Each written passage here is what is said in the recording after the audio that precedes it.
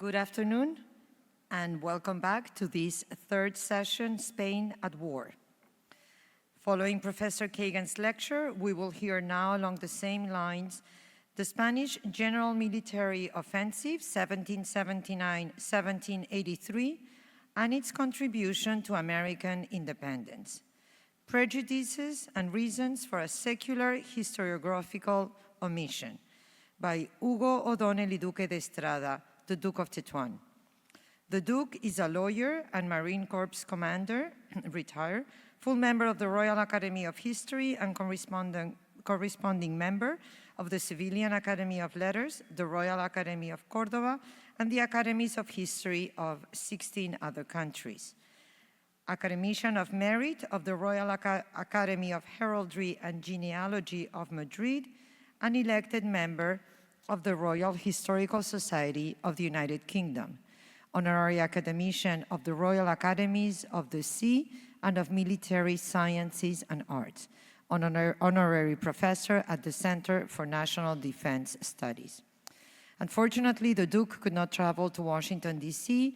He pre-recorded his lecture at the Fundación Ramón Areces Auditorium in Madrid. Let's now listen to the Duke of Tetuán's presentation. Señoras, señores, buenas tardes o buenos días, según sea el momento en que ustedes conecten con esta grabación.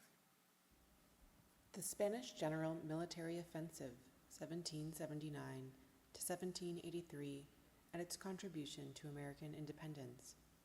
Prejudices and Reasons for a Secular Historiographical Omission.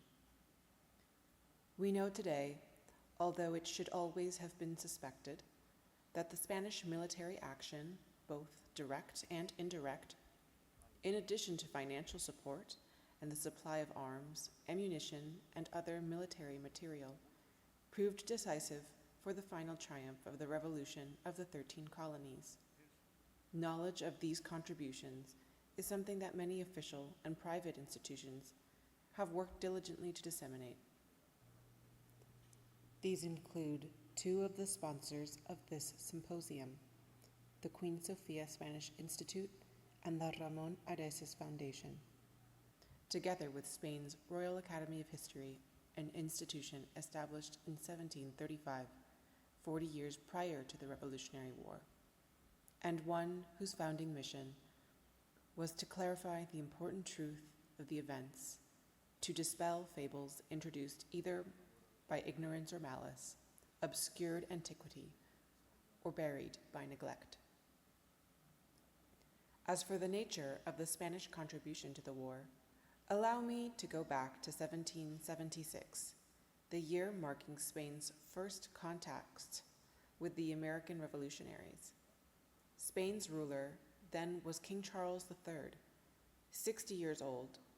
He was elderly according to contemporary standards, yet still fully lucid and active, fully engaged in the exercise of power, while also enjoying the hunt and other sporting activities.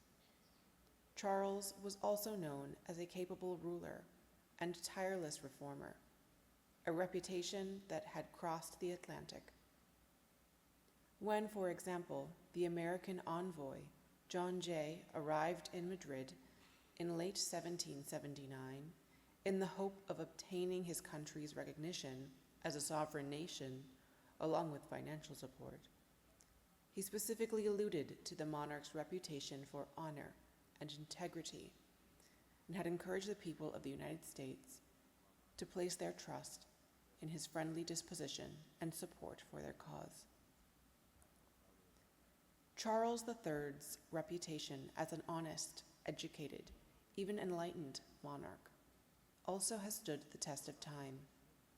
Later writing as an exile in France, the Spanish-born historian Andrés Muriel did not hesitate to assert, "Among the kings of Spain, ancient or modern, none perhaps governed with greater wisdom than Charles III." And after comparing his reign to that of other Spanish rulers, Muriel added, "Charles III was more fortunate, having ruled in more enlightened times, having entrusted sovereign authority to wise ministers. One of these ministers was Geronimo Grimaldi, who, in 1777, had expressed his reluctance to provide aid for the North American colonies in their bid for independence rebels. In doing so, he commented that the rights of all sovereigns within their respective territories are too sacred, and the example of rebellion too dangerous for His Majesty to openly support it. Grimaldi's hesitancy to support the rebels also rested on what might be described as the principal ideological contagion. In this instance, his understanding that the example of the North American colonies might inspire a similar bid for independence among the inhabitants of Spain's American possessions. Grimaldi, moreover, was far from alone. Many other Spanish officials on both sides of the Atlantic held similar views. But others did not. Among the Grimaldi's successor as first minister, José Moñino y Redondo, Count of Florida Blanca, who also served Charles as Secretary of State. Another was the Count of Aranda, the king's ambassador to France, and who represented Charles III at the signing of the Peace of Paris in 1783. These two ministers did not always agree, notably over Gibraltar, the famous outpost at the mouth of the Mediterranean that Spain had been forced to cede to Great Britain at the start of the 18th century, but was determined to regain. Indeed, one of the principal reasons Spain had entered the war against George III in 1779 was to recover Gibraltar, along with Minorca, the Mediterranean island also under British control. Florida Blanca's and Aranda's differences over Gibraltar came to head in the negotiations leading up to the Peace of Paris, a treaty that required Spain to surrender its claims to Gibraltar in exchange for the possession of East and West Florida. In his early 19th century history of French diplomacy, Gaëtan Flasson recounts that Florida Blanca, after having initially rejected a British officer to hand over one of the Floridas as compensation, he agreed to sign the treaty when England offered both. Aranda, it seems, was furious. At a meeting in the House of Vergennes, the French Minister of Foreign Affairs reportedly stood leaning on the mantelpiece, elbows resting on it, hands covering his face, and after half an hour of reflection, declared, "There are moments when one must be willing to offer one's own head for the fatherland. I accept both Floridas in place of Gibraltar. Though it goes against my intentions, I will sign the peace." That peace, of course, did not include the return of Gibraltar, despite Charles III's obsession with the fortress, which he saw as a symbol of his own dignity and that of his kingdom. I mention Gibraltar because Spain's repeated but ultimately unsuccessful attempts is one aspect of the war that American historians of the conflict traditionally forgotten or ignored. In many respects, however, that siege was the single greatest, longest lasting, and most costly battle of the war. In fact, one might even venture to call it the single greatest military episode of the 18th century. Without going into details, suffice to say that the fortress nearly fell to Spanish forces on a couple of occasions. These attacks also required the English to divert substantial military resources to defense. In practice, diverting ships the English could have used against the American rebels. The defense of Gibraltar also required a garrison of 5 elite English regiments and 3 Hanoverian ones. 500 or so specialized artillerymen, and about 100 engineers. A force just under 8,000 men, all of whom were stationed in Gibraltar until the peace was signed in September 1783. All of whom were stationed in Gibraltar until the peace was signed in September 1783, and Spain's siege finally lifted, even though new artillery assault and preparations for a new blockade were well underway. Speculation, of course, is always risky, but were it not for Spain's determination to recover Gibraltar, it is likely that Britain would have been able to move these battle-hardened troops along with more of its fleet to the American theater, alter the outcome of the war, and in doing so, either postpone, perhaps even forestall, its willingness to recognize the colony's independence. Speculation aside, American scholarship has traditionally failed to recognize during the course of the war and not pay attention to Spain's rationale for having entered into the conflict, along with its readiness to support the colonists' cause. Aranda, much like Grimaldi before, had numerous reservations about doing so, and although it may be apocryphal, a memorandum long attributed to him reads, "This federative republic, tomorrow it will be a giant, as it consolidates its constitution, and then an irresistible colossus in those regions. In such a state, it will forget the benefits it has received, and will think only of its own aggrandizement." Florida Blanca too harbored suspicions of American expansionism, but this did not prevent him from recommending that Charles offer the Americans both financial and material support, or what Aranda termed gifts. Scholars have detailed the amount of these gifts, but as a memo Aranda sent Florida Blanca, written during the summer of 1782, readily suggests, "I will not detail for your excellency the aid we have given over these 4 or 5 years, but I will state plainly that it has been substantial. In just the last year, they were supplied with 3 million reales. In addition to money, the gifts included weapons, supplies, and even uniforms, a much more useful contribution than it might seem, as the 4,000 uniforms, enough for 8 or 10 regiments, were delivered to Boston by 2 Spanish ships. Such gifts also underscored the legal status of the rebels' legitimate belligerence, with all its juridical consequences.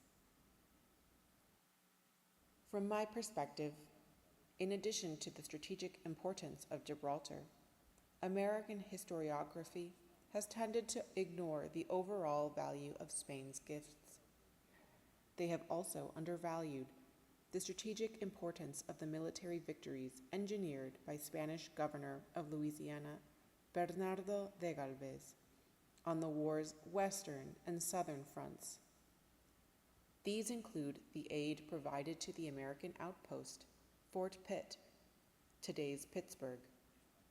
He did so by sending supply ships up the Mississippi and then Ohio rivers, escaping British surveillance along the way.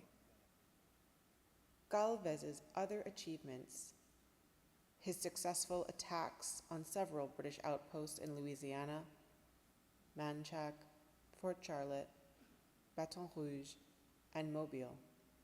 The organization of brigade sent to aid rebel forces in the northeast that left Louisiana on August 27, 1779. It comprised a contingent of veteran troops from the Louisiana Infantry Regiment, another from Havana, a militia company of free whites, blacks, and mulattoes, and 7 companies of American refugees that he recruited with the help of Oliver Pollock, Congress's agent in New Orleans, and other volunteers from several Native American tribes, including the Appaloosa, the Atacapa, and the Punta Cortada. Then, of course, was Galvez's all-important victory over the British forces, stationed at Pensacola in May 1782. Why, may I ask, have these and Galvez's other contributions been forgotten, and, some cases, even criticized as counterproductive? Allow me to cite Thomas Bach, a North American historian whose major work, Les Français en Amérique pendant la guerre de l'indépendance des États-Unis, 1777 to 1783, appeared in 1871.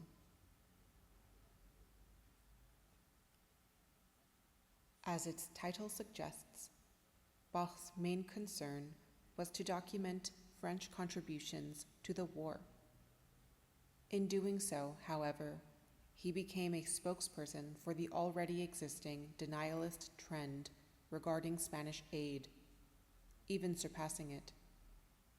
Bach consequently ignores Galvez, except for a passing mention that not only minimizes the significance of Spain's war effort, but even suggests that Galvez's success at Pensacola was detrimental to the cause of the independence, inasmuch he allowed the surrendered English garrison to be released, with honors and arms, after promising, before the condition, that they would not serve against Spain or its allies until exchanged.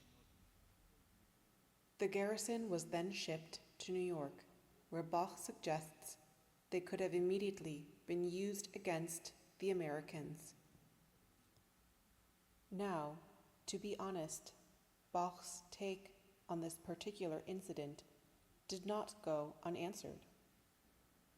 In his contribution to the 7th volume of Justin Windsor's sweeping narrative and critical history of the United States, published in 1886, Edward J. Lowell, a lawyer from Massachusetts, referred to this same incident in a footnote, suggesting that Galvez freed the British troops, but did so on sound juridical grounds, as he recognized that there was no formal alliance between the Spanish kingdom and the Federative Republic.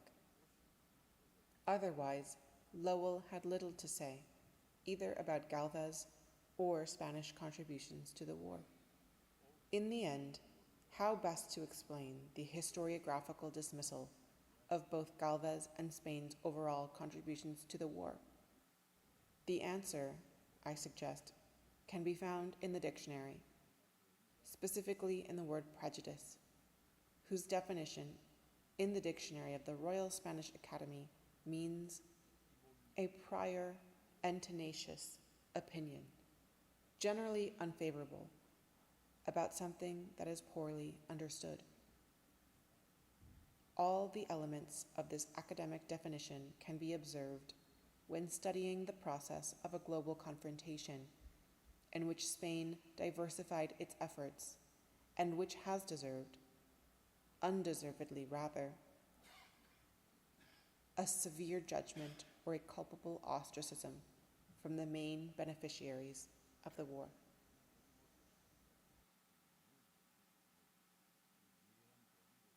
Muchas gracias por su atención.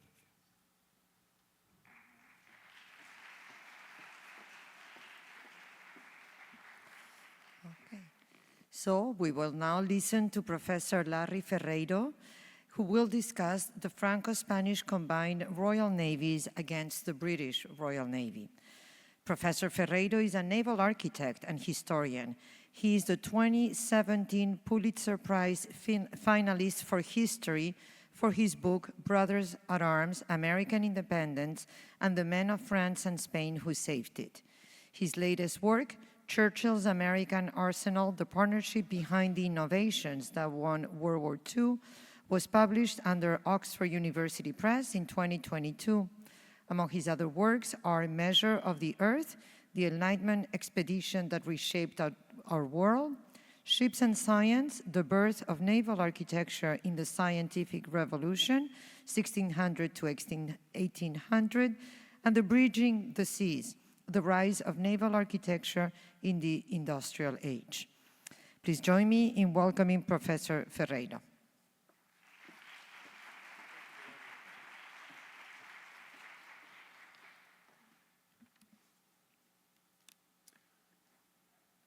Good afternoon. For those of you who are in the back, you may want to move in the front because there are some slides that will help to explain some of the story. It's a little hard. There we go. You notice that the title is the Spanish-French Royal Navies against the British Royal Navy. All navies were royal, not just the British. That's why the title is the way it is. This shows a Spanish ship of the line crossing the stern of a British ship of the line. For those of you who've seen the movie Master and Commander, you know why that maneuver was important. Ships were vulnerable at the stern. This is a Spanish ship of the line unleashing a complete carronade against a British warship. Happened quite frequently. This is the theater of operations, the world. The War of American Independence was a naval war. It was a global war. We are 250 years away from the Declaration of Independence in 1776. But that declaration was 250 years after the circumnavigation of the globe by Magellan and Elcano. During that period, Spain became the major trading nation on earth. Not Britain, it was Spain. And it was silver that fueled that trade. Silver, mined in Peru, mined in Mexico, was then sent to Asia, China specifically, for luxury goods, porcelain and silks and other commodities, which then made it their way back to Europe. Why silver? Because silver by that point was the basis of the trading system of China. The only thing it would accept was silver. Spain and its territories had the monopoly on silver. All of this trade, you can see, went from Europe through different choke points, different parts of the ocean, to Asia, and then recrossed. So, for example, the Spanish trade went from Spain through the Gulf of Mexico to Mexico City, which Gonzalo Quintero has pointed out was the largest city in the Spanish Empire, transshipped across the Pacific on the Pacific Galleon, traded for the porcelains and the enamels and the luxury goods back across the Mexican Isthmus back to Europe. All of this trade all across the globe had to pass through very narrow points. And sea power then and now was about choke points. Today, we hear about the South China Sea, Red Sea, Suez. Those are places where all trade has to go through. If you control the sea, you can't control the actual ocean. If you've been on the ocean, if you've been in the Atlantic, it's too big. But trade has to pass through very narrow points. Around the globe, Gibraltar was the most important one. By having bases and facilities, you were able to base naval ships that would allow you to control those choke points, which is why Gibraltar was so contested between Britain and Spain. There's choke points in the south of Tierra del Fuego, which is why they fought over the Falkland Islands, because that was a place that you could base ships to control that choke point. South Africa, choke point. Manila, choke point. But the most important one was the Gulf of Mexico. That's where the silver went through on the way to Asia and luxury goods went through on the way back. And Spain had the home field advantage in the Gulf of Mexico. You can see on the right-hand side that Spain, by 1776, had bases and shipyards and apostaderos all around the Gulf of Mexico, in the Pacific, while France and Britain had just a small handful. So that was really the most important part of the most important theater of the entire war. I told you what the theater was. Let's set the stage. The stage was the 7 Years' War. You already heard about that. It resulted in Spain losing Florida, Spain losing Florida, France losing Canada, and the British Navy severely weakening the navies of both of those countries. That was the most long-lasting effect. Spain and France, who had already had an alliance called the Bourbon Family Compacts, realigned that alliance in a strategy called revanche, venganza. Those two words were actually used in the correspondence between the crowns, revenge. And revenge against Britain meant rebuilding their two navies, their combined navies, that, taken together, could defeat the British Navy. Why? Because Britain had an okay army. The army was good, but it wasn't great, but it had a first-class navy. So if you were fighting Britain, and it was the 18th century, it was always going to be a naval war. Britannia rules the waves, remember? So that war would have to be waged on the ocean against Britain's strongest point. I'm a naval architect, so we're going to get into naval architecture. That revenge strategy for the 7 Years' War was the common goal, but they did not have the same requirements. They did not want necessarily the same thing. Spain, most of all, wanted to regain territory. Gibraltar, Gibraltar, and Gibraltar, and then Minorca and Florida. And the reason why they wanted Florida, and let me go back 2 slides,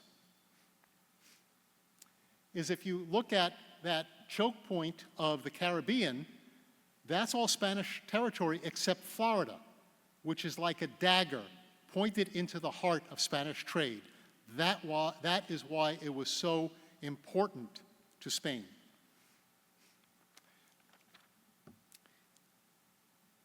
France did not want territory. They didn't want Canada.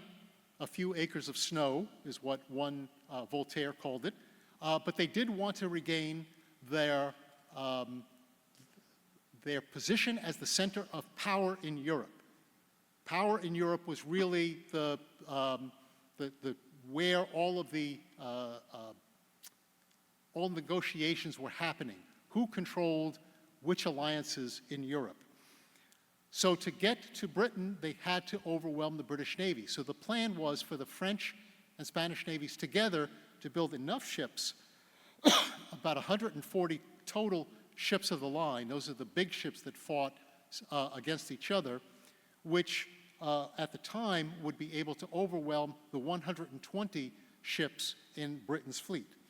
In order to create a combined navy, one that could operate together, France, at the request of Spain, sent engineers and naval architects like Francois Gautier to be in charge of the Spanish shipbuilding, so that the shipbuilding was essentially in Spain the same as it was in France.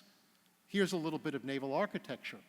The Spanish Navy by this time was building very strong, very sturdy, but fairly heavy ships, as you can see on the right-hand side cross-section. If you look carefully, those are very heavy futtocks. Those are the frames.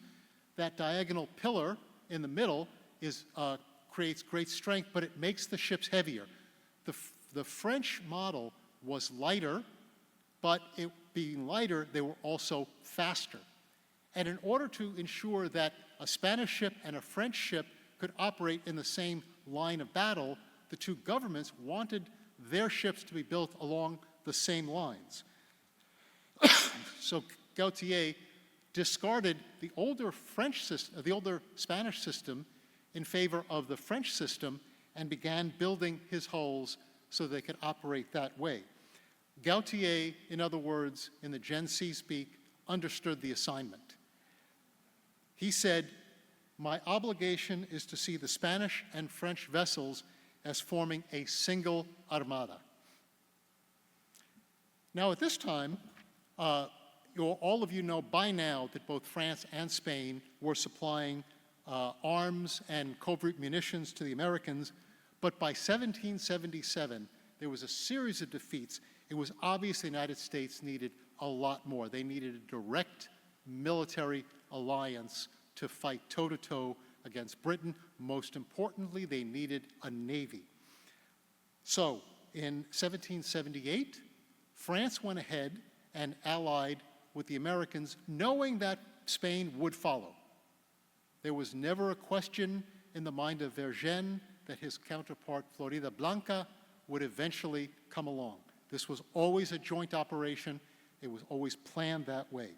Spain could not enter into the fight until two fleets, one coming from what is today Uruguay, carrying troops, another coming from the Gulf of Mexico, carrying about $50 billion with a B dollars in silver, was able to make its way across the Atlantic. That convoy was under the command of Antonio de Ulloa, fascinating character.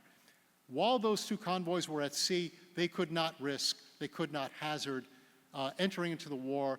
Britain would immediately fall upon the convoys. Once those convoys were safely back in Spain, by the end of 1778, Spain could then take action to go to war against Britain, which they did under the Treaty of Aranjuez in April of 1779 that reaffirmed the Bourbon family compacts. Think NATO before NATO. Spain came in alongside France, unleashed lightning attacks on British interests. There was not, as you by now know, no direct alliance between Spain and the United States. Spain was fighting for its national interest. Its national interest did not necessarily include an alliance with the United States, but respecting France's alliance, Spain agreed they will not stop fighting until the British recognize the sovereignty of the United States. So, if not an alliance, certainly a partnership. And at this point, it's amazing how thirsty you get up here.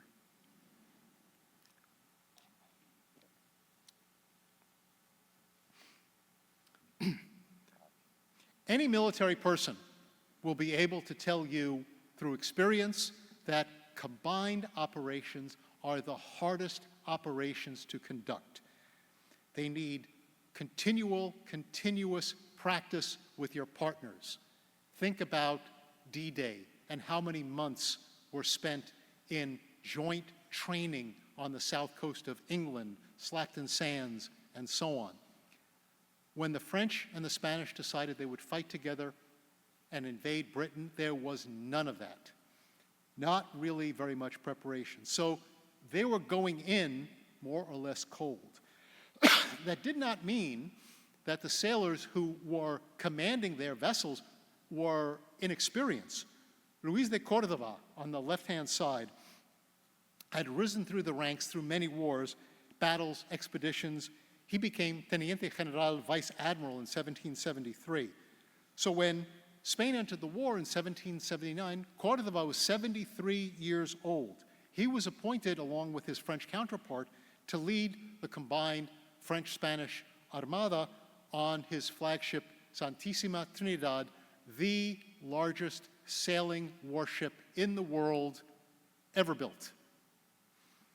150 French and Spanish ships, which, by the way, was larger than the more celebrated 1588 Armada, sailed for Britain. One squadron was led by the aforementioned Antonio de Ulloa, the man on the right with his hand on the globe, also a great scientist.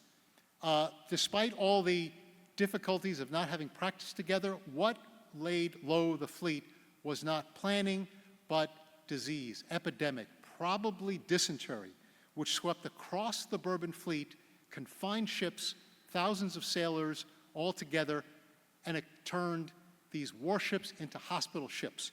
8,000 sailors were sick and dying, and the ships had to return home. It failed.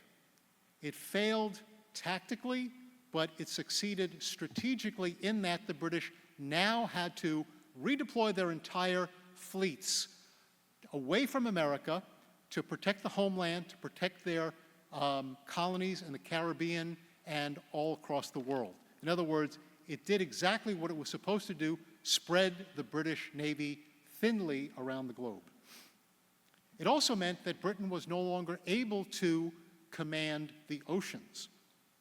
In 1780, Córdoba was elevated to the rank of Director General of the Armada. He and his chief strategist, a brilliant man who is not written about nearly as much as he should be, sort of on the plane of Mahan, was José de Maceredo. And he led, they led together actually, a combined Spanish-French fleet that, because of good intelligence, they knew was crossing the Atlantic at that point. And they knew approximately where they were going to be because the French-Spanish intelligence was very good. And so they were listening for the fleet, because the fleet, the convoy was, had cannonades that would go off every so often. And they heard them at a distance. Córdoba ordered his flagship, or one of the ships, sorry, to sail into the convoy, lit the stern lamps. The convoy, the British convoy, thought that was the lead ship of the British escort, followed the Spanish ship, and at dawn they realized they were in the middle of this Spanish-French combined fleet. The British escorts ran, and the French and the Spanish were able to capture 55 British ships, which showed that despite the early blunders, the Spanish-French were now able to operate or able to conduct combined operations. Most of the Spanish officers spoke French, so that wasn't too much of a problem. The convoy brought to Cadiz 55 ships, 3,000 prisoners, 80,000 muskets, 300 cannon, uniforms and materials for 40,000 troops. Yes, it was a blow to the British economy, worth today the equivalent of about $17 billion. Insurance rates went up in Britain, but Britain shrugged it off and kept fighting. But they had lost control of the Atlantic. Bernal de Galvez, you know his story. You know he was from the powerful Galvez family, governor of Louisiana, age 31 in 1777. 1779, the news of the Treaty of Aranjuez arrives. Galvez is ready. He gets his troops quickly deployed. In rapid succession, they take Baton Rouge, Natchez, Mobile, a couple of others. Then a series of hurricanes sweeps through the Caribbean, sweeps through the Gulf of Mexico, lays devastation to cities, ships, fleets. But Spain, if you remember, had that home field advantage in the Caribbean. It had ports, it had dockyards, especially Havana. They reconstituted their fleet, and in May of 1781, they were able to launch an invasion of the British capital of Pensacola. That was led by Galvez in his sloop Galveztown, which is where his slogan, "Yo solo, I alone," comes from. But that 2-month siege was also supported by the man at the bottom left, José Solano y Bote, a French commanding officer, the Chevalier de Monte. So, yo solo, pero no solamente yo. I alone, but not just me. Galvez had no problem with his marketing campaign, but it really was a joint, combined operation because they learned how to do it. Victory in May 1781, the British are driven out of West Florida. At the time of the Battle of Pensacola, the French fleet under the Comte de Grasse in the middle was arriving in the Caribbean. In July, after the Battle of Pensacola, de Grasse meets with Francisco de Saavedra, who you've already heard about, and informs Saavedra that he has to go north to aid Washington and Rochambeau during that window of about September to November, which is hurricane season in the Caribbean. They can't operate anyway, so they're going to go north. De Grasse is going to leave a few of his ships to protect the French colonies in the Caribbean. Saavedra makes a deal and says, take all your ships. We'll protect your colonies, but when you're done up there, come back down here, and together we are going to invade the British stronghold in Jamaica. So De Grasse takes his entire fleet north, and as it happens, they fight the British fleet off the Battle of the Chesapeake Capes in September of 1781. And the only reason De Grasse was able to take his entire fleet was because the Spanish victory at Pensacola allowed the Spanish to protect their colonies. Pensacola and Yorktown are inextricably linked. And from this point forward, anytime you hear a mention of Yorktown, you should immediately think of Pensacola, and those two battles should be linked in textbooks and works and classrooms. They are two battles that have to be thought about together. You know the rest of the story. Cornwallis was trapped without any British support, surrendered in October of 1781, but the war was not yet over. Because by 1781, Britain was fighting 5 separate nation states: Spain, France, the United States, the Dutch Republic, and the Kingdom of Mysore in India, without an ally to its name. It was 5 against 1. Britain was overwhelmed. The fighting took place all over the world, from Canada to the Bahamas, Nicaragua, the Caribbean, South America, Cape Verde, Cape Town.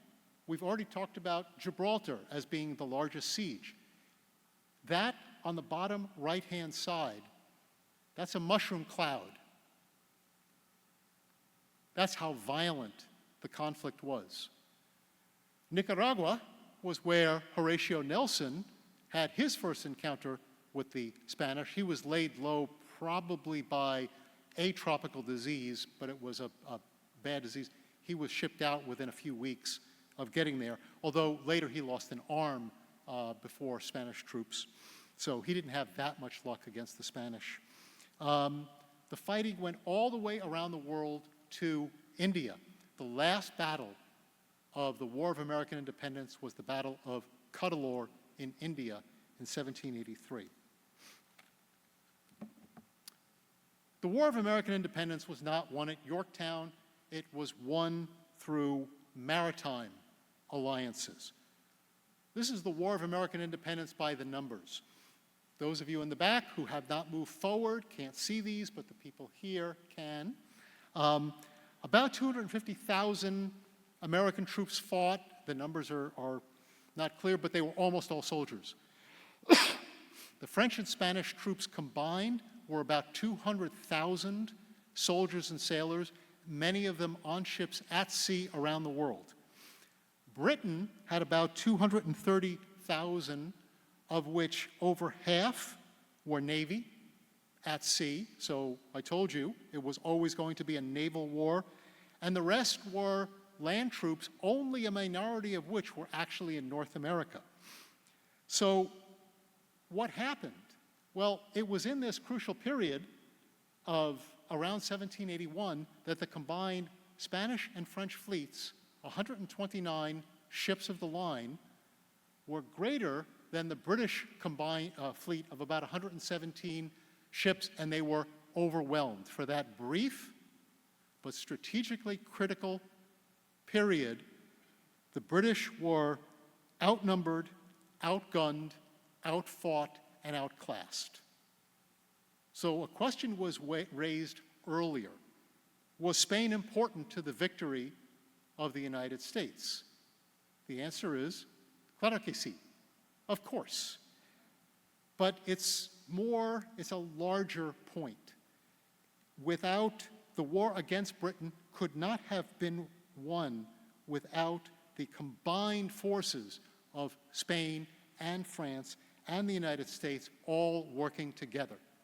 It is alliances and partnerships, then as now, that are better than going it alone. The final point, was made by our friend Mazzaredo, who said to the next king of Spain that a navy should be the most well-equipped machine of the monarchy. I think that's a message that we should resonate even today. Thank you.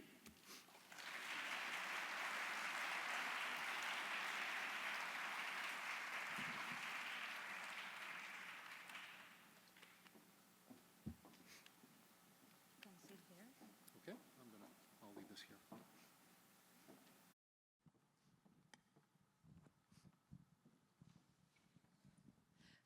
Thank you, Professor. We have a question that I think is in most people's mind.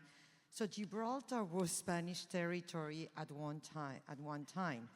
When and why did Spain give it up to the British? When did it do so? Can you take us back a little bit in the history of Gibraltar? It wasn't given up. It was forcibly taken. It was during the War of the Spanish Succession. All of you remember the War of the Spanish Succession, which was a very convoluted European war that pitted the Bourbon family against the Habsburg family, and there was a lot of territory at stake. Gibraltar was one of many pieces of territory that was being fought over. And I think the year was, I'm going to ask Gonzalo, was it 1704 that the British assaulted and took? So 1704, so well before the 7 Years' War, and they never did give it up. And there were multiple attempts to regain Gibraltar. And it's rather surprising, if you've been to Gibraltar, great territory. You look across the strait and you can see the other side of the Pillars of Hercules. It's a very narrow passage, maybe 9 or 10 miles, I think 9 or 10 miles, something really narrow. And you'd wonder, why couldn't Spain just surround Gibraltar and recapture it? And the answer is to keep blockade forces at sea for long periods of time is very difficult. So even in that narrow space, the British were able to get supplies through the Spanish blockade, very often at night or by small boat, and so they were continually able to resupply and rearm despite a concerted effort. Plus, coming close to the coast, it's not a very easy coast to assault. There's no flat beach territory to beach and bring soldiers. Cliffs come right up, so you're immediately under fire. If you've ever studied Gallipoli, you'd see a lot of similarities with that. So logistically, it was very difficult to pry out of the British hands. And I hope that that answers the question. But again, let me be clear, Gibraltar controlled that important choke point. It was rather fortunate in the Second World War that allowed the Allied armies to maintain control over much of the Mediterranean because they were able to control that traffic through the strait. U-boats, for example, had a hard time passing through the strait because British destroyers were based in Gibraltar. That's just a more recent example. Another member of the audience would like to know why the emphasis on silver, and not on gold. Wasn't gold more valuable? Why would not China accept gold instead of silver? I guess. I can talk about it in the supply side and in the demand side. So I'll start with the supply side. As most of you know, once Spain conquered the territories of Mexico down to Peru, they found silver mines within 50 years. But silver is and was far more abundant than gold. Gold was a short-term interest of the conquistadors, but gold, remember, was sacred. It wasn't used as money by the Inca or the surrounding tribes, and I'm pretty certain it wasn't used as money by anyone in the North, Aztecs, and so on. It was always a religious, it was always considered religious. But silver is far more abundant, and so extracting silver, which was a noxious, terrible, horrible process, was immediately much more profitable. Gold could only be used for a little bit, and then silver took over. Silver's easier to alloy. It's easier to make into money. Gold doesn't really alloy very well. It's very soft, makes for terrible currency. That's the supply side. So when you think of silver, think Peru and think Mexico. The demand side, China had paper money for quite some time, but I think it was under the, now I'm going to get my dynasties a little confused, so you're going to have to give me some leeway, but in the transition from one dynasty to the other, let me not mention them, the paper money had been revalued or debased for a long period of time until a point where China decided that silver was going to be the basis of its own monetary system. Now the good news was, Europe was trying to trade with China, but European silver mines couldn't really produce very much. And what did the Europeans have to offer China? We can give you wool. Well, thank you so much. It's hot here. Lead, pass. But when silver started to become extracted from north of Mexico City, from Potosi in what is today Bolivia, the production increased silver capacity in the empires by 10 times. And so when they used to use silver under Felipe II, the joke was silver is mined in Peru, goes to Spain to die, and is buried in Genoa because it was being used to finance war. After the silver was discovered in great quantities and trade opened up with China, silver was mined in Peru, went to Manila to die because that was the trading post, and was buried in China. So about a quarter of all the silver production in that period was going to luxury good trade and ended up in China. That was really where all of the, wait, does this sound familiar? So China was very much the place where the upper classes were going for their goods, and silver was the way they paid for it. Much as the American dollar is today the global currency, the reserve currency, silver was then. Much more information than you asked for. And one last question. Do you think it still holds true that wars will still be won in the ocean? I'm sorry, would you repeat that question? Do you think it is true, what you said, that most wars will be won or were won in the ocean? Would that be true? Would that hold today? The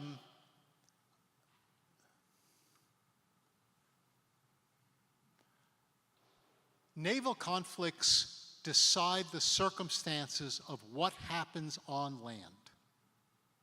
That was true then. It was true during the, more recently, the First and Second World Wars. It's been true today.